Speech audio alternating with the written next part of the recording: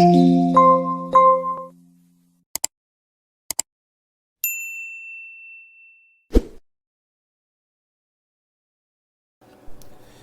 in this video we'll take a look at how to import an image so that you can draw on top of it.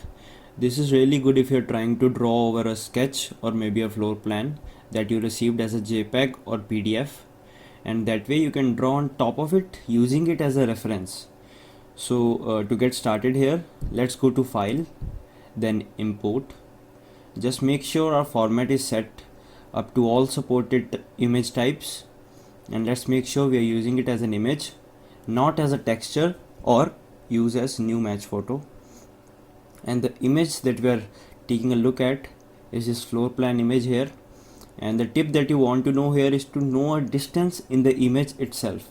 So in this case there are dimensions here, so I know that this dimension here is 20 foot 4 inches. So you could also try to measure. Let's say you know what the width of a doorway is, but it's not gonna be as accurate, so it's always better to use the longest distance possible. So now we'll click import.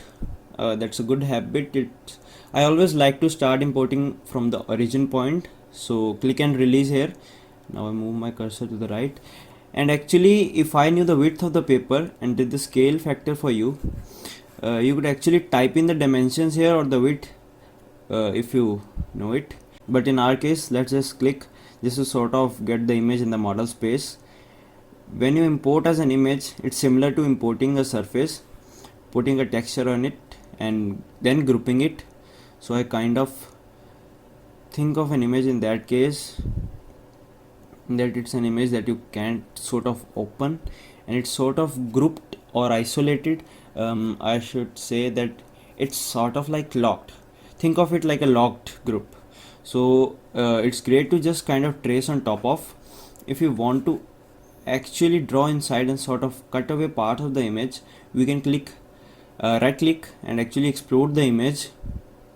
That way it's an actual surface that we can draw on top of and then push pull. The only downside to this is it's a projected surface, so the sides kind of pull up, which actually in our case might actually help us a little bit. So I'm gonna undo that. So we have the image imported, and the next thing I want to do is take the tape measure tool, and I don't want to draw a guide, so I want to turn off the plus sign on that tool here.